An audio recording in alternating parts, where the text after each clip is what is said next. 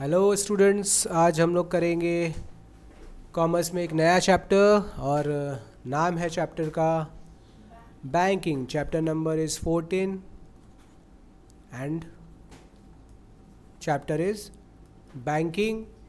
बाकी बच्चे जो अदर बोर्ड्स के हैं सीबीएसई और आईएससी और अदर इंडिया के सारे बोर्ड्स, वो इस चैप्टर को बिल्कुल देख सकते हैं। सब कुछ इसमें आप सीख जाओगे।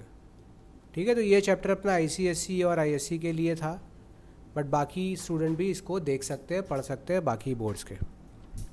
तो सबसे पहले हम लोग देखते हैं कि भाई बैंक क्या होता है और बैंकिंग का काम क्या होता है। तो सबसे पहले चीज़ सीखेंगे कि व्हाट इज़ बैंक। तो बैंक एक कंपनी है जो एक इंसान मतलब पब्लिक से ही पैसा डिपॉजिट करवाता है और जिनको ज़रूरत है उनको लेंड कर देता है। ठीक है, it accepts deposit from public. तो एक मिस्टर ये है कोई, और एक कोई ये है। ठीक है, अभी यहाँ पर है बैंक। तो बैंक क्या कर रहा है, इसके पास से पैसा लिया। इस तरीके के बहुत सारे लोग होते हैं जो बैंक में पैसा डिपॉजिट, इनसे डिपॉजिट ले लिया और इस आदमी को क्या कर दिया, लोन दे दिया। तो बहुत इम्पोर्टेंट फंक्शन है बाबू, बैंक का इकोनॉमी को चलाने में बहुत बड़ा रोल है। बैंक बेसिकली करता क्या है, मोबिलाइजेशन ऑफ सेविंग। क्या करता है, मोबिलाइजेशन ऑफ। तो what are banks? Banks are basically financial institution and they accept deposits from the customer public and they lend money to the public who are in need of money. ठीक, simple सी बात है। Society में कुछ लोगों के पास surplus fund है, कुछ लोगों के पास फंड का ज़रूरत है, तो ये लोग सरप्लस फंड कलेक्ट करता है और जिनको ज़रूरत है उनको क्या कर देता है, लोन दे देता है। ये बेसिक फंक्शन है। इसके अपार्ट वो क्या करता है भाई, इसके अपार्ट क्या क्या होता है, सेफ कीपिंग। आप कैश और पैसे को, मनी को तो सेफ रखते ही हो, प्लस आप अपने लॉकर फैसिलिटी भी तो देता है ये लोग, तो वहाँ पे भी आप सेफ। और क्या कर रहा है बेटा, लेंडिंग तो कर ही रहा है, ट्रांसफ़र कर रहा है। मनी ट्रांसफ़र होता नहीं होता है एक अकाउंट से दूसरे अकाउंट। अब आप ऑनलाइन पेमेंट कर देते हो, बैंक इन्वॉल्व है ना ये चीज़ को सेटल करने में।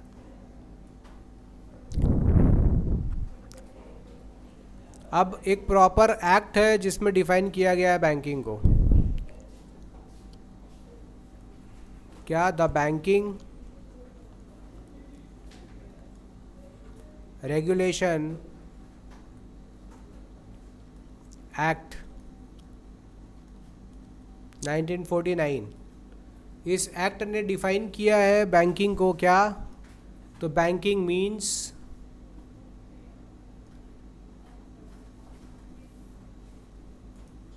banking means the accepting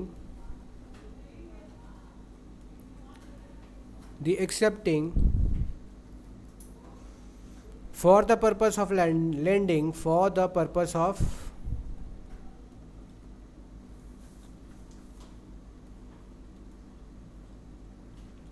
or investment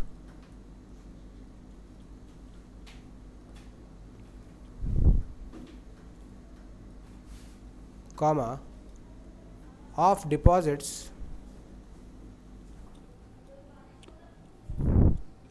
of money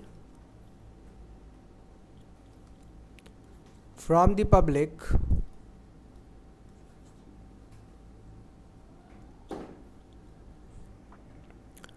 repayable on demand, repayable on demand मतलब आप एक चेक काट लो, बैंक से जाके विड्रॉ करना चाहोगे तो वो आपको आराम से मिल जाएगा। और अदरवाइज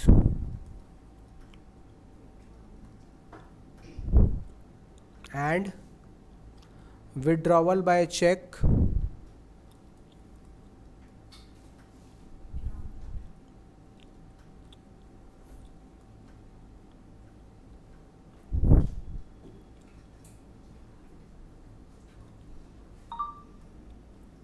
ऑर्डर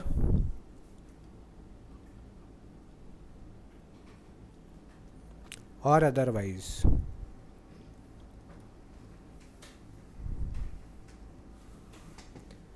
तो डेफिनेशन में ज़्यादा कुछ है नहीं, ऑलरेडी हम लोग डिस्कस कर चुके हैं कि सबसे पहला बैंकिंग एक्सेप्ट करता है किस लिए, या तो लेंडिंग करने के पर्पस के लिए या इन्वेस्टमेंट के लिए। क्या एक्सेप्ट कर रहा है? Deposit of money. किससे करता है? पब्लिक से, जो वो डिमांड पे वापस करेगा। और विड्रॉ किससे किया जा सकता है? चेक से, ड्राफ्ट से, ऑर्डर से या अदरवाइज, और कोई भी तरीके से। ठीक है, तो डेफिनेशन हमने पढ़ लिया। अब हम लिखेंगे टाइप्स। अब टॉपिक क्या लिखेंगे? Types of bank. Types of bank. सबसे पहला सेंट्रल बैंक क्या होता है बेटा? Apex bank. क्या है? इंडिया के लिए सेंट्रल बैंक कौन है इंडिया का? आरबी, रिजर्व बैंक ऑफ सारे बैंकों का बैंक। ठीक है, इसे हम कहते हैं बैंकर्स बैंक। ठीक है, सेंट्रल बैंक का काम क्या है? मनी सप्लाई को कंट्रोल करना। देश में कितना मनी फ्लो होगा उसको कंट्रोल करने का काम सेंट्रल बैंक करता है। सेंट्रल बैंक बेटा लोन लेना देना नहीं करता पब्लिक को। आप अपना अकाउंट सेंट्रल बैंक में नहीं खुला सकते हो।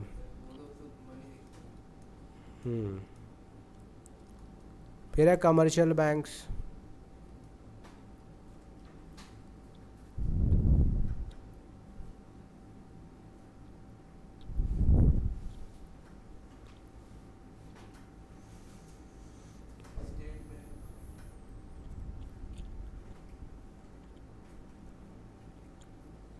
ये दो टाइप का होता है, शेड्यूल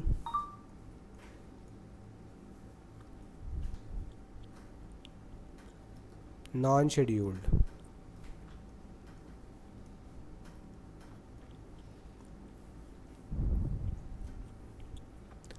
आरबीआई के सेकंड शेड्यूल में लिस्ट में जिनका नाम है कि कौन सा शेड्यूल में, वो सब शेड्यूल्ड बैंक है। जिनका लिस्ट में नाम नहीं है वो सब कमर्शियल बैंक। वो सारा एक्टिविटी करता है जो आरबीआई उसको परमिट करता है। मतलब आम तौर पे सारा ही बैंकिंग एक्टिविटी कमर्शियल बैंक कर सकते हैं। These bank can perform all kind of banking activities within the framework of reserve bank of India and banking system.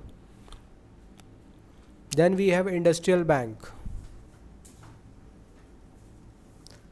Industrial bank नाम से ही समझ में आ रहा है क्या? ये लोग लोन देते हैं mid term and long term. किसको लोन देते हैं बेटा? नाम में ही लिखा है, किसको देते हैं? ठीक, ये लोग कंपनी बिजनेस का शेयर्स भी खरीद सकते हैं। ये बैंक टेक्निकल एडवाइस भी देते हैं इंडस्ट्रीज़ को। इनको डेवलपमेंट बैंक्स भी कहते हैं। ठीक है, या डेवलपमेंट फाइनेंशियल इंस्टीट्यूशन। इनका दूसरा नाम क्या है?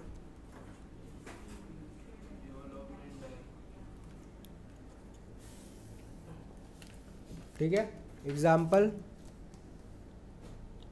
आईडीबीआई का नाम सुने हो? IDBI bank.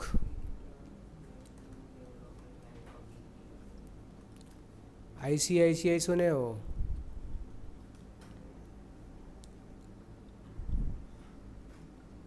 आईएफसीआई।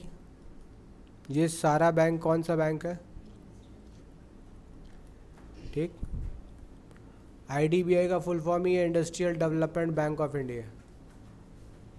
क्या समझे? इंडस्ट्रियल बैंक्स क्या करता है? इंडस्ट्रीज को मिड टर्म और लॉन्ग टर्म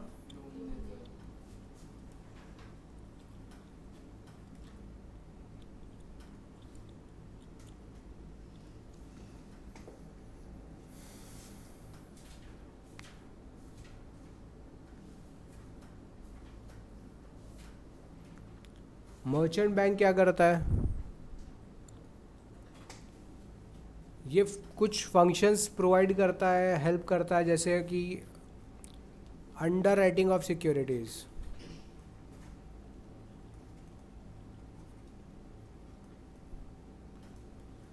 ये अंडर राइटिंग ऑफ सिक्योरिटीज़ क्या होता है? सपोज़ किसी कंपनी ने नया शेयर इशू किया, अब वो शेयर मार्केट में बिकेगा कि नहीं, ये तो बहुत बड़ा क्वेश्चन है। तो ये लोग बैंक आगे बोलता है ठीक है, हम जिम्मेदारी लेते हैं, वी टेक द रिस्पॉन्सिबिलिटी कि आपका शेयर्स मार्केट में बिक जाएगा। अगर नहीं बिका तो जितना शेयर्स नहीं बिका वो कौन खरीद लेगा? मर्चेंट बैंक्स खरीद लेगा। ठीक है। ये लोग ब्रोकर की तरह भी काम कर सकते हैं, और भी बहुत सारा फंक्शंस। एग्जाम्पल लिख लो, एसबीआई कैपिटल। ठीक है।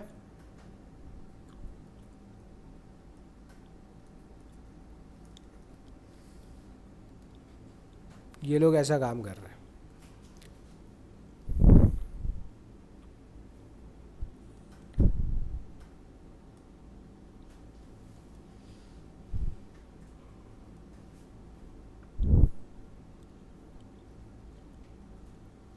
फिर लिखिए एक्सचेंज बैंक। कौन सा नंबर में आए हम लोग?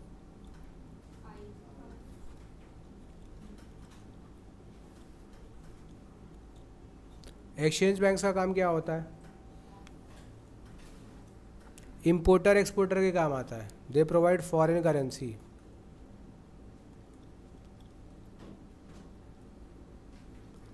अगर देखो कोई इंपोर्ट करना चाहता है, अगर तो हम अगर यूएसए से इंपोर्ट करना चाहते तो बेटा पेमेंट तो डॉलर में देना होगा ना। यूएसए थोड़ी समझता है रुपया का कोई। क्या यूएसए को पता वो रुपया से काम चलाएगा? यूएसए तो डॉलर समझता है, तो डॉलर कौन देगा?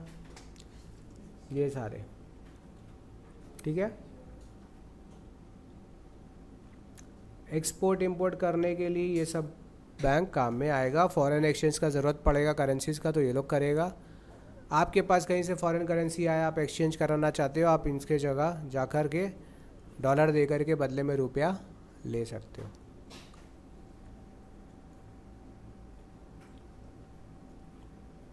ठीक है। और ये लोग फॉरेन करेंसी का परचेज एंड सेल भी करते हैं। Agricultural bank. एग्रीकल्चरल बैंक्स क्या कर रहे हैं? नाम में ही लिखा है, क्या है?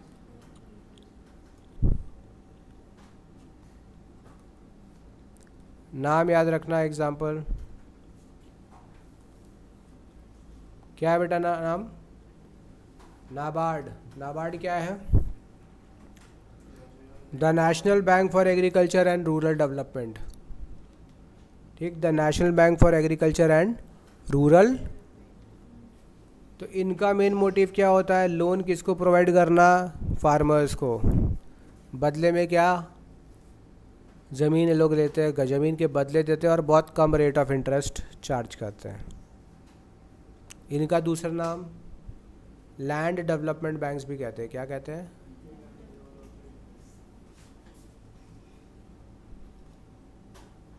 तो स्पेशल बैंक बना है जो किसानों के लिए और उनके हेल्प करने के लिए बना है ये सारा बैंक। कोऑपरेटिव्स बैंक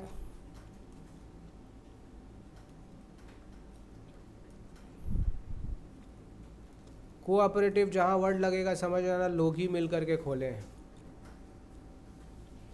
और किस लिए खोले हैं? म्यूचुअल बेनिफिट के लिए। तो ये सारा बैंक कौन खोलता है? लोग, पीपल मिलकर खोलते हैं। क्यों खोलते हैं? म्यूचुअल बेनिफिट के लिए। अब मान लो कि हम लोग का, हमारे फाउंडेशन में मान लीजिए 1 लाख लोग हमारे मेंबर्स बन गए। तो हम लोग क्या किए, हम लोगों ने कहा कि भाई 1 लाख लोग हम लोग मिलकर एक काम करो, हम लोग सब मेंबर्स मिलकर ना एक अपना बैंक खोलते हैं और हम अपना पैसा इसमें डालेंगे। तो इन लोगों ने मिलकर बैंक में जब पैसा डाला तो बैंक में लगभग सपोज़ करो जमा हो गया 10 करोड़ रुपया। ठीक। अब किसी को इसमें से ज़रूरत आया एक बिज़नेस करने के लिए 10 लाख रुपए का, तो वो ये बैंक किसको लोन दे देगा? तो यही तो मेंबर है। मेंबर को तो इन लाख लोगों में से किसी को पैसा का ज़रूरत पड़ा बिज़नेस के लिए, लोन के लिए, तो इनको मिल जाएगा। रेट ऑफ इंटरेस्ट इसका अभी बहुत ज़्यादा नहीं होता, कम ही होता है। ठीक है। बहुत सारा बैंक है, आप देख सकते हो examples. Delhi state cooperative bank भी है, सेंट्रल कोऑपरेटिव बैंक भी है। हर स्टेट के अंदर स्टेट कोऑपरेटिव बैंक भी होता है। फिर आप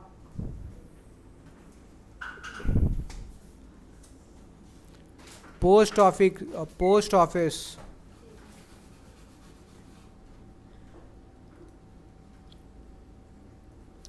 ऑफिस सेविंग्स बैंक, भाई पोस्ट ऑफिस में भी आप क्या कर सकते हो, अपना पैसा जाकर जमा कर सकते हो।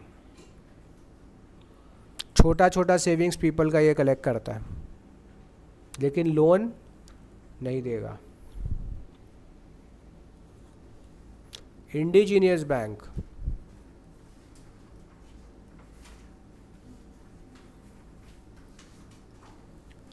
इंडिजीनियस बैंक में ज़्यादा कुछ बोलना नहीं है, मैं आपको बताऊंगा, आप समझ जाएंगे।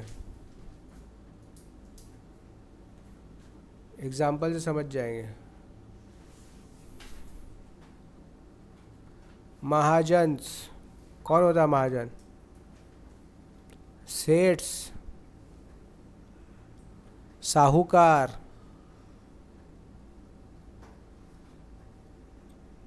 ठीक, शॉप्स।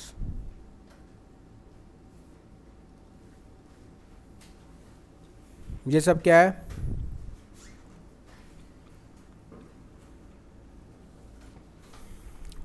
इंडिजीनियस बैंक है ये। तो क्या सीखा? इंडिजीनियस बैंक का काम क्या है?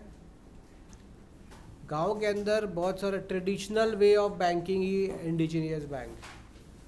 गांव में बहुत, अगर बैंक नहीं है तो कौन मदद करता है? वह का महाजन, साहूकार। वहाँ जाकर आप लोन गहना दे करके क्या कर सकते हो? लोन ले सकते हो। लेकिन बेटा याद रखना, यहाँ रेट ऑफ इंटरेस्ट बहुत, ब्याज चुकाते चुकाते लोग अपना ज़मीन ख़त्म हो जाता है ब्याज में वो लोग का। अब इसमें एक नेक्स्ट क्वेश्चन जो इम्पोर्टेंट क्वेश्चन बनता है बेटा, वो क्या है? Function of RBI. Central bank बोलो चाहे, हमारे यहाँ कौन है? आरबी।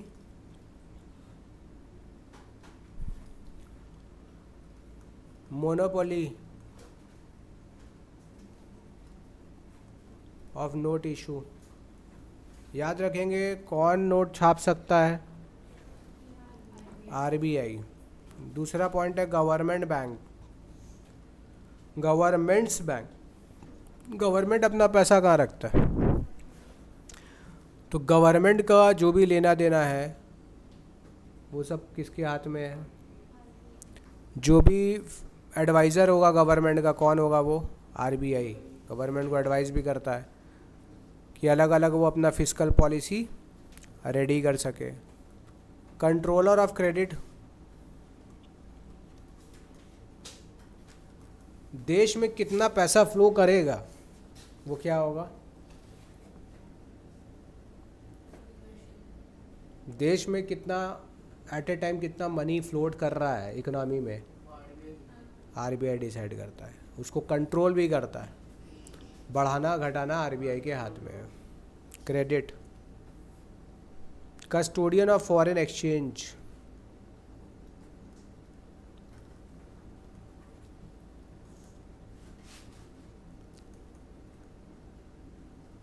कस्टोडियन ऑफ फॉरेन, तो जो भी गोल्ड है और फॉरेन करेंसीज है उसका कस्टोडियन कौन है? आरबीआई है।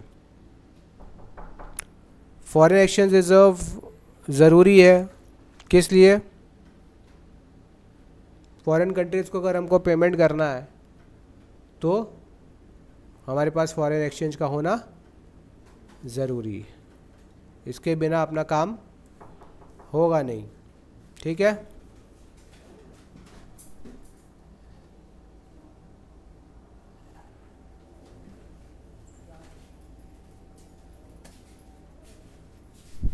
ठीक है। तो custodian of foreign exchange clear है। फॉरेन करेंसी का रिजर्व्स कौन रखेगा?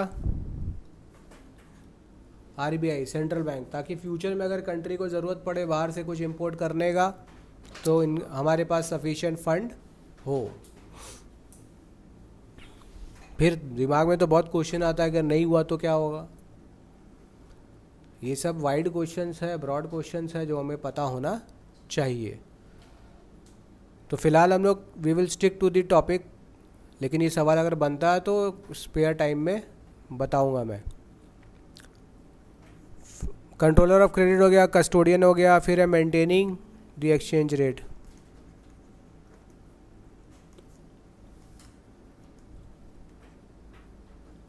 एक्सचेंज रेट क्या होता है? $1 लेने के लिए मुझे कितना रुपीस देना पड़ रहा है, वो क्या है? Exchange rate. आज का एक्सचेंज रेट क्या है? चेक किए हो? आज का एक्सचेंज रेट क्या है? $1 कितना है? ये हर दिन चेंज होता रहता है। $1 इक्वल टू हाउ मच रुपी?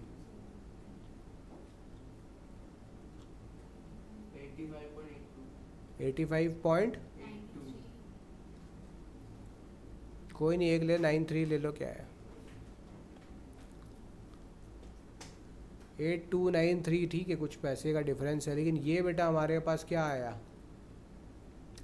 $1 का इतना वैल्यू है।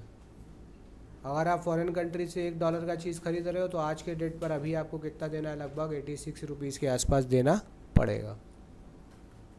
इसको कंट्रोल करता है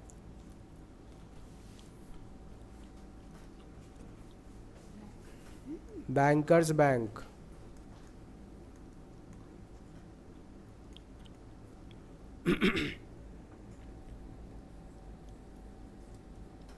अगर बैंकों को कुछ पैसे की ज़रूरत पड़ जाए बाकी बैंक्स को, तो किसके पास आएंगे? सेंट्रल बैंक के पास, आरबीआई के पास। तो बैंकों को गाइड करना, कंट्रोल करना किनका काम? आरबीआई का। फिर है लेंडर ऑफ,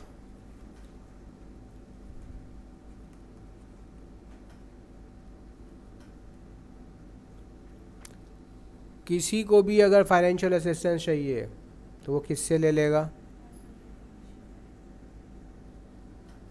वो दूसरे बैंकों से भी ले सकता चाहे तो लोन, एक बैंक दूसरे बैंक से लोन ले सकता है, लेकिन अगर कोई उसका साथ ना दे तो कौन देगा?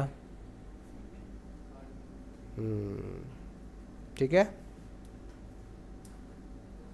तो वो लोन दे सकता है या वो कमर्शियल बैंक का सिक्योरिटीज परचेज कर सकता है।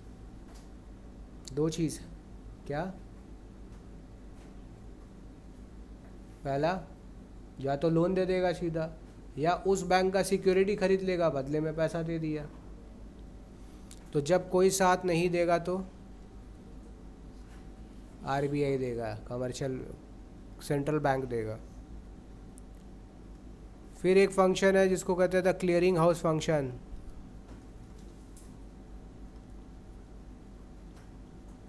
अंशिका पढ़ो तो बताओ तो क्या होगा ये, क्या है फंक्शन?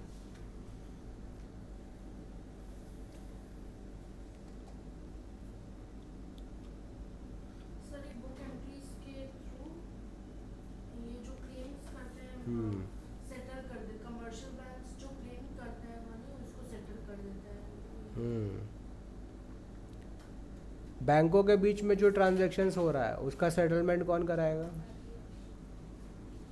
ठीक है, तो एक बैंक को लेना और एक बैंक को देना है, तो उस बैंकों का डेबिट और क्रेडिट कौन करेगा? आरबीआई कर देगा। डेवलपमेंट फंक्शंस,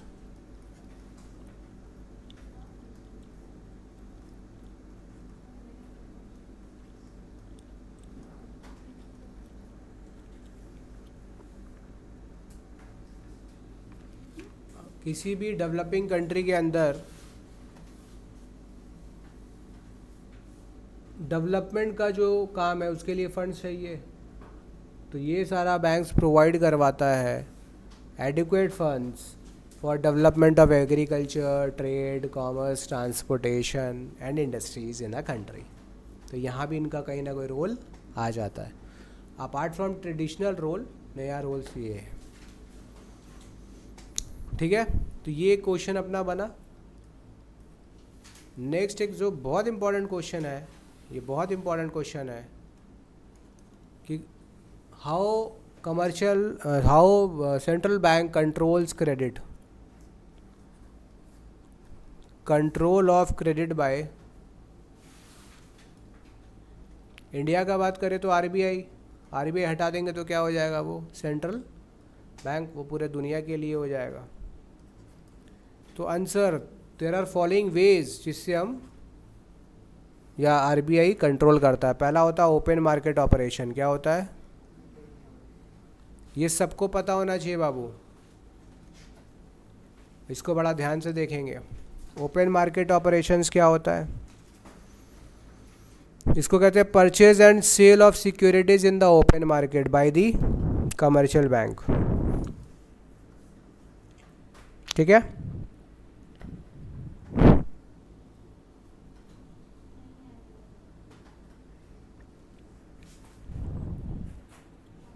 जैसे कि अब देखो कैसे कंट्रोल करता है। सेंट्रल बैंक के पास कुछ सिक्योरिटीज़ होता है और गवर्नमेंट सेंट्रल बैंक बोलता है कि ये हम फॉर सेल रख रहे हैं। ठीक है, सिक्योरिटीज़ किस लिए रख रहे हैं? ये हम बेचेंगे। ठीक है, अब ये सिक्योरिटीज़ को कौन खरीद का परचेज कौन करता है? Purchased by banks. Central bank का सिक्योरिटी कौन खरीद लेगा? तो ऑब्वियसली सिक्योरिटी का तो कुछ वैल्यू है, 100 करोड़ 50 करोड़ जैसा होगा। इंडिविजुअल भी हो सकता है, 1000 का सिक्योरिटी हो सकता है, 1 लाख पीस, 10 हज़ार का हो सकता है। तो परचेज अगर बैंक ने किया तो मेरे को बताना, तो कमर्शियल बैंक के पास जो फंड है कौन खरीद रहा है? Commercial bank. किससे खरीद रहा है? सेंट्रल बैंक से। तो कमर्शियल बैंक के पास जो मनी है जिसको कहते हैं फंड, घटेगा कि बढ़ जाएगा? क्या होगा? क्योंकि कमर्शियल बैंक ने सिक्योरिटी खरीद लिया, किसका? सेंट्रल बैंक का खरीद लिया। तो क्या पब्लिक को अब इतना लोन दे पाएगा? सपोज करो 50 करोड़ का खरीद लिया, तो 50 करोड़ रुपया कमर्शियल बैंक के अकाउंट से निकल के कहाँ चला गया? किसके पास है वो? सेंट्रल बैंक के पास। तो क्या ये 50 करोड़ रुपया मार्केट में आ पाएगा? क्या ये बैंक लैंड कर पाएगा? हुआ? कंट्रोल नहीं हुआ। ठीक है, दूसरा, बैंक रेट पॉलिसी। बैंक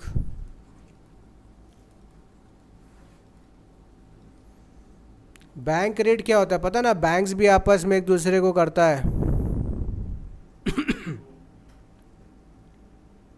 ठीक, तो बैंक रेट क्या होता है? ये वो रेट है जिसमें सेंट्रल बैंक खरीदने के लिए तैयार है बैंकों का बिल्स ऑफ एक्सचेंज। क्या? Bills of exchange.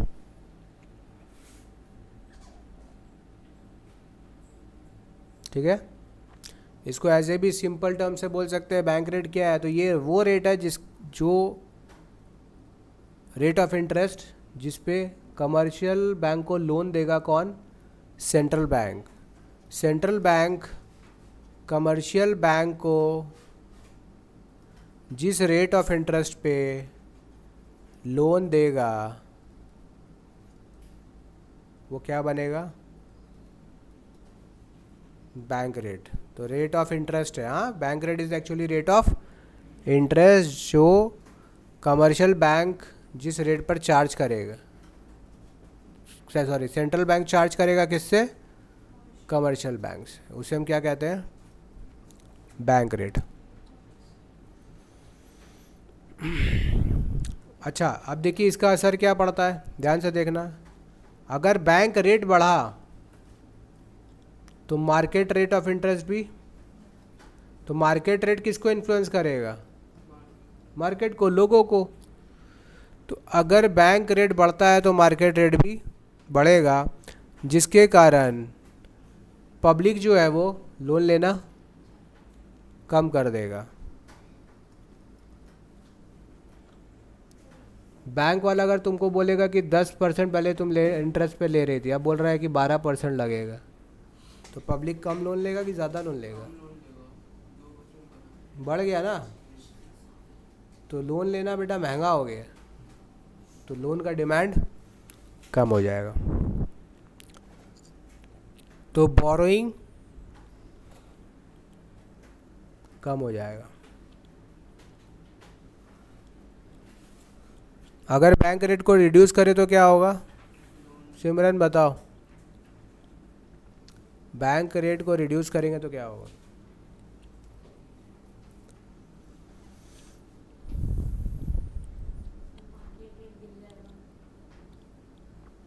अगर बैंक रेट रिड्यूस हुआ तो मार्केट रेट रिड्यूस हो जाएगा, तो लोगों का बोरिंग कैपेसिटी, लोन का डिमांड जो है वो क्या हो जाएगा, इंक्रीज हो जाएगा। ठीक है, इस तरीके से चीज़ों को समझना है। फिर लिखेंगे तीसरा तरीका होता है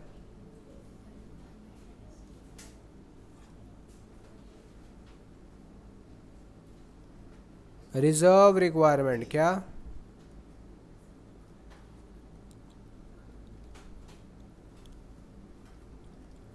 तो बेटा दो रिक्वायरमेंट है इधर, एक को कहते हैं CRR कैश रिजर्व रेशियो और दूसरे को कहते हैं SLR statutory liquidity ratio. Exam में पूछेगा CRR क्या,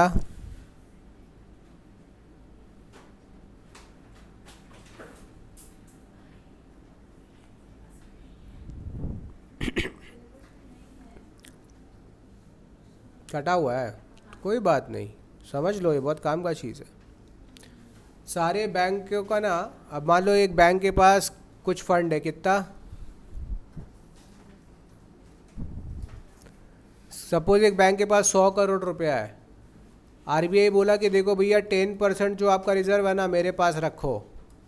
ध्यान से समझना क्या बोल रहे हैं, बहुत काम का चीज़ है, पता सबको होना चाहिए। 100 करोड़ टोटल डिपॉजिट है किसके पास, अरे भाई कमर्शियल बैंक के पास। RBI बोल रहा है 10% जो भी आपका डिपॉजिट है मेरे पास रखिए। 100 करोड़ का 10% होता है 10 करोड़, तो 10 करोड़ किसके पास आ गया, बैंक के पास सिर्फ कितना बचा अब, तो 10 करोड़ अब वो लोन नहीं दे सकता। वहीं अगर मैं बोलूँ कि अगर ये रेट को 10 से 20 कर देंगे तो क्या होगा, मार्केट में सप्लाई ऑफ मनी कम हो जाएगा ना, लोन के पास 80 करोड़ ही रहेगा लैंड करने के लिए, तो बैंक ज़्यादा लैंड।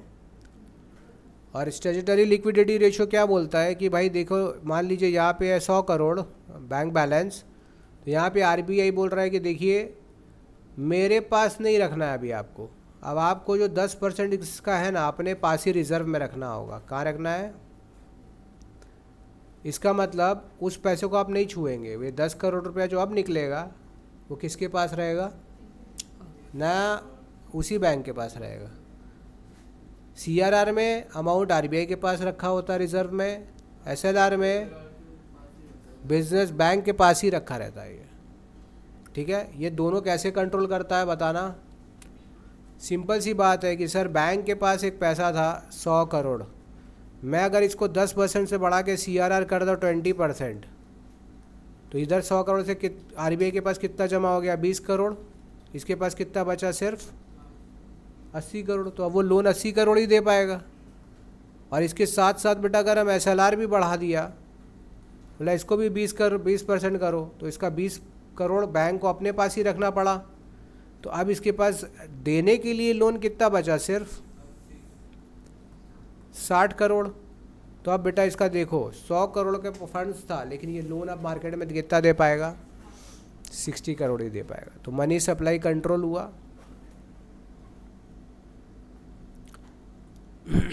इसके बाद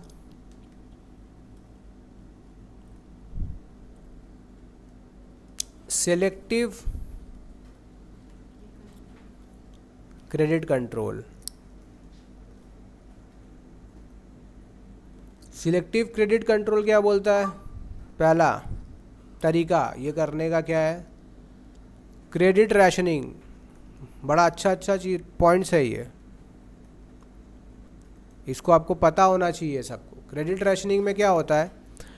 यहाँ पर RBI बेटा फिक्स कर देगा कि इतना अमाउंट इंडस्ट्री में जाएगा, इतना अमाउंट एग्रीकल्चर में जाएगा, इतना अमाउंट टर्शियरी इंडस्ट्री में जाएगा। ठीक है? तो यहाँ पे स्पेसिफिक पर्पस के लिए याद रखिएगा वर्ड क्या? यहाँ पर्पस स्पेसिफाई कर देगा।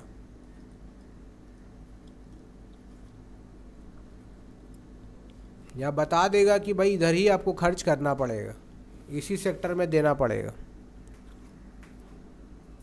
मॉरल सुएशन,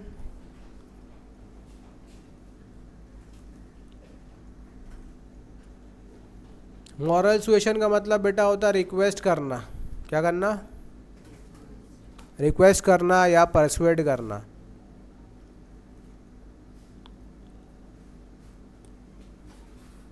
किसको परसुएड करेगा? कमर्शियल बैंक को कि भैया देखो जो इम्पोर्टेंट जगह नहीं है वहाँ पे प्लीज़ लोन मत दीजिए।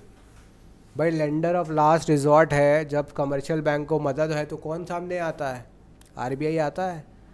तो it is kind of father and mother of all the banks, RBI। तो ज़रूरी नहीं है कि कोई स्ट्रिक्ट मेज़र ही लिया जाए, प्यार भी से भी तो बोल सकता है, रिक्वेस्ट भी तो कर सकता है RBI कमर्शियल बैंक से कि देखो बच्चों कंट्री का कंडीशन अभी ठीक नहीं है, तो जो आप लोन इतना बेकार की चीज़ों में लेंड कर रहे हो काइंडली इसको कम करें, जो काम की चीज़ें हैं सिर्फ वहीं पे लोन दें। ठीक है? तो ये प्यार से कन्विंस करना बैंकों को कि देखो ये हमारे देश हित के लिए ठीक नहीं है, तो इसीलिए आप सोच समझ कर, तो कोई प्रेशर नहीं डाल रहा, कुछ इनिशिएटिव और एक्शन नहीं ले रहा, बस प्यार से बोल रहा कि आप खुद समझ जाओ। नहीं तो समझाना तो आता ही है RBI को बाद में। मार्जिन रिक्वायरमेंट,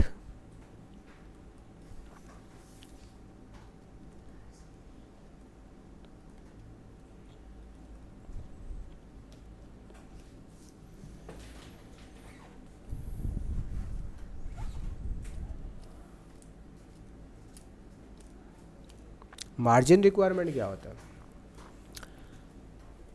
देखो लोन दे रहा है तो गवर्नमेंट RBI बैंक्स लोन देता है, तो मार्जिन रिक्वायरमेंट वो होता है कि कितना अमाउंट ऑफ लोन मांग रहे हैं और कितना बदले में हमको कितना का सामान चाहिए। ठीक है? इसका मतलब अगर आपको 10 लाख का लोन चाहिए तो 20 लाख रुपया का गेंस गिरवी रखना होगा, तो मार्जिन हो गया 50%। इसका मतलब लोन चाहिए अगर 10 लाख का तो आपको डबल क्या रखना पड़ेगा? ग्रेन्स गिरवी रखना होगा, या वैल्यू ऑफ गुड जो आप गिरवी रखेंगे वो उसका वैल्यू, उसका मार्जिन। आप अगर 10 करोड़ रुपए का ज़मीन रखेंगे और मार्जिन 50% है तो आप मैक्सिमम लोन कितना उठा सकते हो? आधा। 50% मार्जिन आधा उठा सकते हो। कितना उठाओगे? अरे 10 करोड़ का लोन बोला ना मैं, ज़रूरत क्या बोला मैंने 10 बोला था ना। तो लोन मिलेगा सिर्फ, और अगर 10 का लोन लेना है करोड़ का, कितना मार्जिन, कितना का सामान रखना होगा? 20। ये है मार्जिन। ठीक। तो मार्जिन रिक्वायरमेंट अगर बढ़ा देंगे तो लैंडिंग कैपेसिटी कम होगा, मतलब मार्केट में जो फ्लो है घटेगा बढ़ेगा करंट मनी का।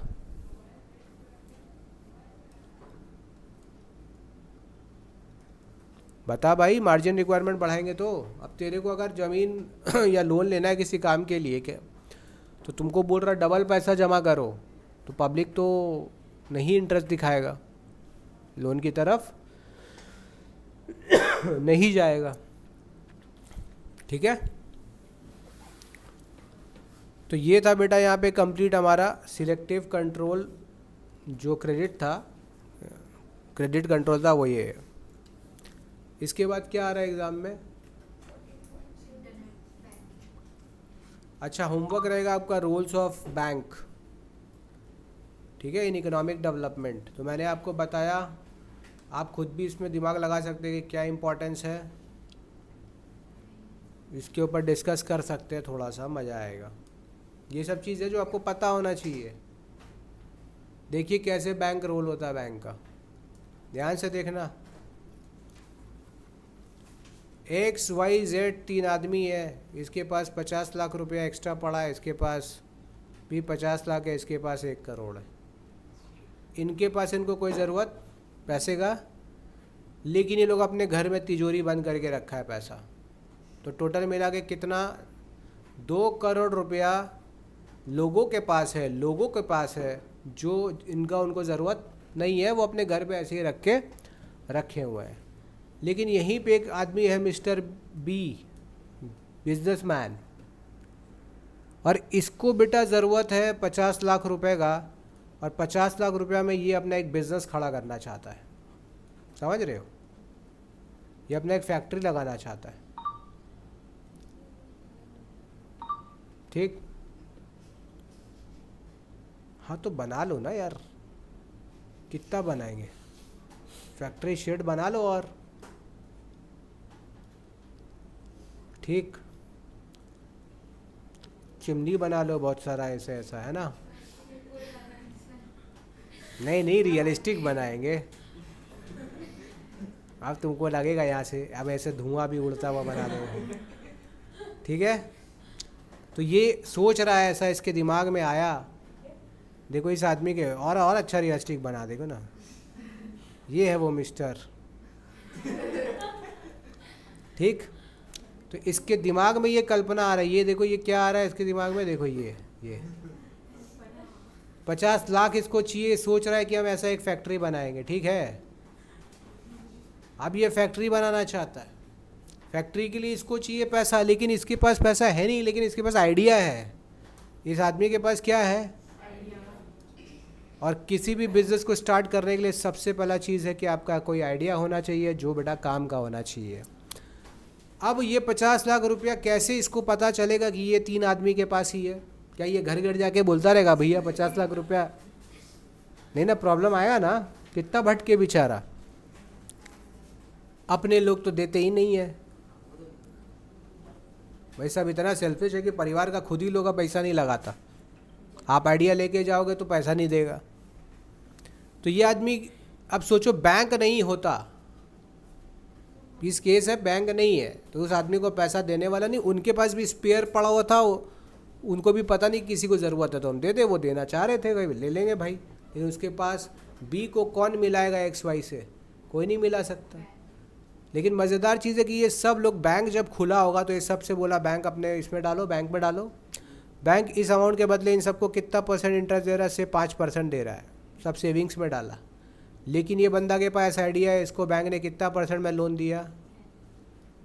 तो बैंक का फ़ायदा कितना है? बैंक का प्रॉफिट कितना है? 5% कमाता है बेटा बैंक, इससे भी ज़्यादा। आप ही के पैसे से बैंक कमा रहा है, पब्लिक का पैसा। जिनके पास एक्स्ट्रा है उससे लिया, जिनको ज़रूरत है उसको दिया, जिनको ज़रूरत है उनसे ज़्यादा इंटरेस्ट लेता है, और जिन्होंने डिपॉजिट करके रखा है उसको कम इंटरेस्ट देता है। इंटरेस्ट के डिफरेंस का पैसा बैंक का क्या हो जाता है? तो बैंक का बिजनेस, बैंक जो धंधा कर रहा है वो बेटा ब्याज का ही धंधा करता है। किसका? ब्याज का धंधा कर रहा है। I hope this is clear. अब देखो इस आदमी ने क्या किया, अब ध्यान से देखना। ये आदमी पैसा लेके थोड़ी खाली बैठा है, बैठने के लिए पैसा लिया। इस आदमी ने 50 लाख रुपया लगाकर एक फैक्ट्री खोला और इस फैक्ट्री के अंदर उसने क्या काम किया?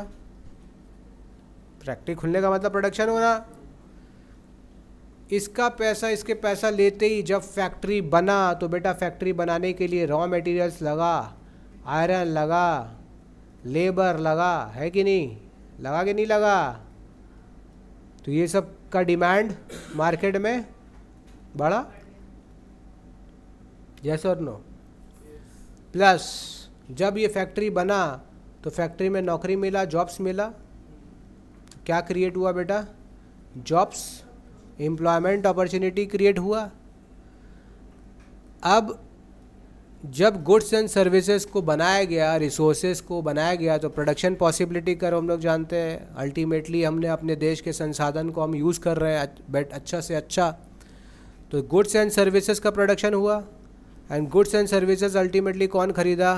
पब्लिक, कस्टमर, लोगों को ये प्रोडक्ट मिला। पब्लिक को मिला तो पब्लिक का क्या सेटिस्फाई हो गया? वांट सेटिस्फाई हो गया, तो पब्लिक का वेलबींग हुआ ना, मन खुश हुआ कि नहीं हुआ?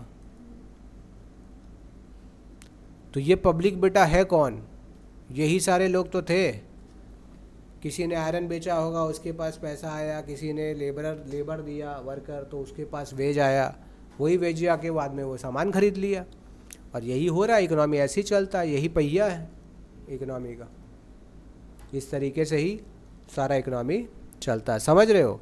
इंडस्ट्रियलाइजेशन ही ग्रोथ और डेवलपमेंट का सबसे बड़ा सोर्स है। क्यों? समझ में आया कैसे? लोगों का well being, standard of living, lifestyle अगर चेंज करना है तो देश के अंदर इंडस्ट्रियल डेवलपमेंट होना चाहिए, रिसोर्स का यूज़ होना चाहिए।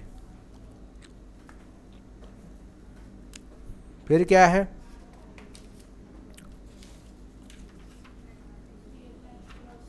फिर बैंक अकाउंट खोलने का फ़ायदा क्या है? ये सब आप खुद करोगे। कैसे कैसे मनी ट्रांसफ़र करते हैं आजकल, देखो ये सबको पता है, ये सब रीडिंग आप खुद करोगे। बस इसमें एक इम्पॉर्टेंट ध्यान रखोगे डिफरेंस, NEFT और RTGS, ये दो तरीका होता है ऑनलाइन ट्रांसफ़र करने का। तो RTGS का फुल फॉर्म होता है real time gross settlement, real time gross settlement. और NEFT का होता है national electronic funds transfer, national electronic fund. तो याद रखना डिफरेंस, NEFT का सेटलमेंट होता है ट्रांजैक्शन का बैचेस में, ठीक है? और ये होता है इंडिविजुअली।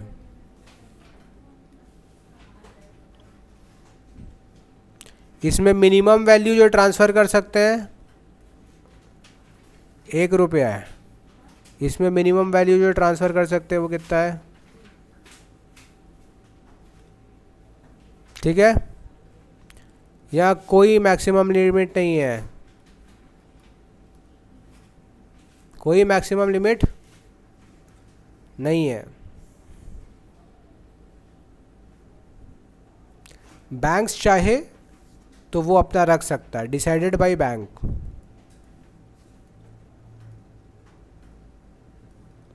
इसमें कोई मैक्सिमम लिमिट नहीं। NEFT के अंदर कौन लिमिट लगा सकता है? बैंक खुद। लेकिन RTGS में कोई लिमिट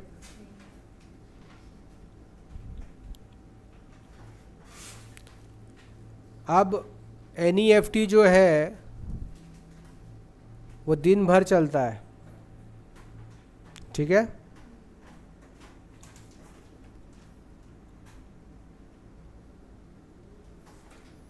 और RTGS भी 24/7 चलता है। तो ये कोई ख़ास डिफरेंस हुआ नहीं। एनईएफटी ना कुछ घंटों में सेटल होता है, कितना में याद रखेगा, फ्यू आवर्स। और इसका ट्रांजैक्शन कैसे होगा, किसी को अगर अर्जेंटली नीड ऑफ मनी है तो क्या करना पड़ता है बेटा, आरटीजीएस करना होगा। इंस्टेंट का मतलब ही यहाँ होता है रियल टाइम, क्या रियल टाइम मतलब हो गया संग संग, अभी ट्रांसफ़र करेगा अभी पहुँच जाएगा। एनईएफटी में क्या होता है, टाइम लगता है, समझ गए। अब ई बैंकिंग क्या होता है, क्रेडिट कार्ड और डेबिट कार्ड के बारे में पता है आप लोगों को, ये भी डिफरेंस आपको पता होना। तो बैंक बेटा आपको ऑफ़र करता है दो कार्ड, एक है बेटा डेबिट कार्ड और दूसरा होता है क्रेडिट कार्ड।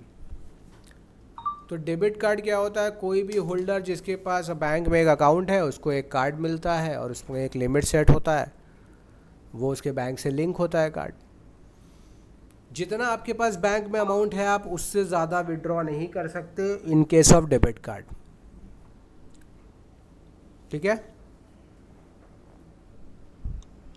ये एक पॉइंट है कि डेबिट कार्ड का बेटा क्या होता है, जितना अकाउंट में पैसा उतना ही मैक्सिमम आप यूज़ कर सकते हैं, ठीक है।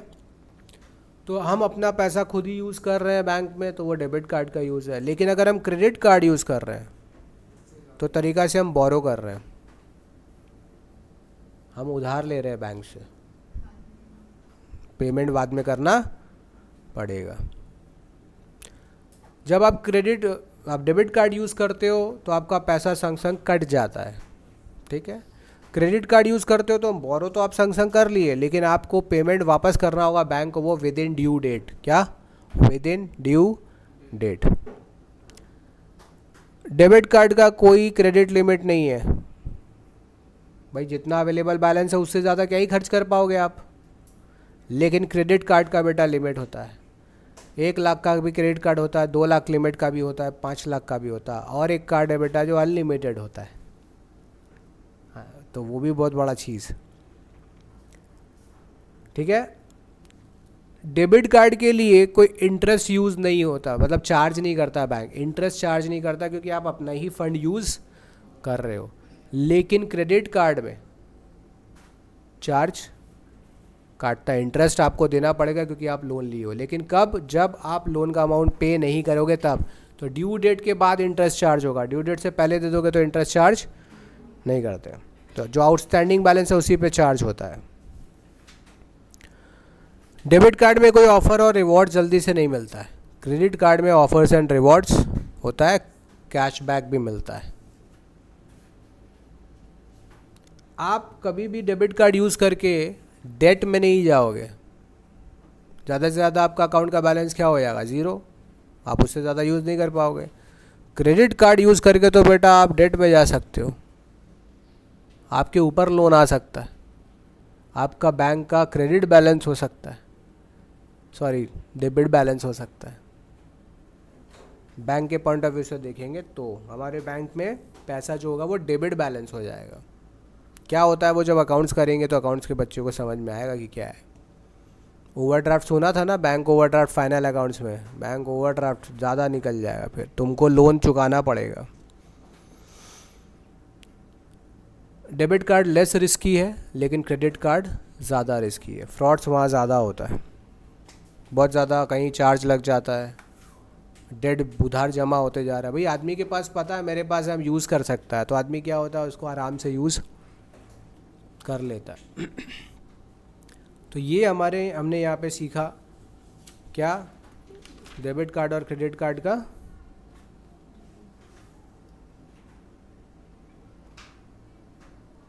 इसके बाद क्या है, precautions debit card credit card use कैसे करते हैं, एक बार आप लोग इसको गो थ्रू करिए, ये वाला पार्ट तो होमवर्क ही रहेगा। भाई प्रिकॉशंस क्या लेना है डेबिट कार्ड और क्रेडिट कार्ड को यूज़ करने का। फिर आता है financial fraudulent practices. Financial fraudulent practices कितना तरीके का बेटा फ्रॉड होता है। क्रेडिट कार्ड फ्रॉड होता है, कोई अनऑथराइज्ड आदमी आपके कार्ड को यूज़ करता है इन्फॉर्मेशन को, और फ्रॉडुलेंटली ट्रांजैक्शंस कर लेता है, लूट लेता है, चोरी होता है वो। अकाउंटिंग फ्रॉड करते हैं बहुत लोग, ठीक। अकाउंटिंग फ्रॉड तो बड़ा कॉमन फ्रॉड है। खर्चा बढ़ा के दिखा देना, इनकम घटा के दिखा देना, पैसा निकाल लेना, ठीक है, लॉस छुपा लेना, बहुत सारा तरीका से होता है। इंश्योरेंस फ्रॉड के अंदर भी क्या होता है, इंश्योरेंस कंपनी से बहुत लोग क्या फ्रॉडुलेंट तरीके से पैसा लेना चाहते हैं, गलत इन्फॉर्मेशन देते हैं, इंश्योरेंस करवाते हैं टाइम, तो इंश्योरेंस कंपनी को भी चीट कर लेते हैं लोग, धोखा देते हैं। इंटेलेक्चुअल प्रॉपर्टी फ्रॉड, कॉपीराइट किसी और का, ट्रेडमार्क किसी और का यूज़ बेटा कहीं आप कर रहे लोगों किसी का, गलत है ना। इसको कहते हैं इंटेलेक्चुअल प्रॉपर्टी फ्रॉड। किसी ब्रांड का लोगो आप लगा कर बेच रहे हैं, सही है, पब्लिक तो ब्रांड का लोगो देखकर खरीद रहा है, लेकिन एक्चुअल में क्या है, वो गलत हो रहा है ना, फ्रॉड हो रहा है ना। और इंटरनेट और साइबर फ्रॉड के बारे में सभी जान रहे हैं आजकल, ठीक है। इनका मोटिव होता है कि लोगों को लूट लेना, जानबूझकर हार्म पहुंचाना, ठीक है। साइबर क्राइम्स तो पता ही है कितना बढ़ चुका है। और विमेन को लेकर के भी तो बेटा साइबर क्राइम्स होता है, गलत वीडियो डाल देना, एडिटेड पोस्ट कर देना, मॉर्फ करना इमेज को, तो इससे विमेन को मेंटली और फिज़िकली दोनों तरीके से हार्म होता है, ठीक है। ऐसा होना बेटा नहीं चाहिए। अलग अलग हैकिंग भी तुम लोग वर्ड सुना होगा, हैकिंग एक क्राइम है, साइबर क्राइम है, और ये सब नहीं होना चाहिए। और इसके लिए बहुत सारा लॉज बना है, सज़ा का भी प्रावधान है, अगर ऐसा कोई पकड़ में आता है तो उसको सज़ा भी मिलेगी। तो हमने ये टॉपिक कवर कर लिया। आई होप बच्चों की आप लोगों को समझ में आया होगा। मिलेंगे इसी तरीके के नेक्स्ट वीडियो के साथ, अपने फ्रेंड्स के साथ शेयर कर दीजिए और हमारे क्लास को सब्सक्राइब कर लीजिए। फ़ेस टू फेस क्लास अगर किसी को कोलकाता में करना है तो गिवन नंबर्स पे कांटेक्ट कीजिए, ठीक है। कोलकाता में गिरीश पार्क और बारानगर में हमारा क्लास है। तो मिलते हैं हम लोग नेक्स्ट वीडियो में, तब तक के लिए बाय बाय, सी यू। मिलते हैं नेक्स्ट वीडियो में।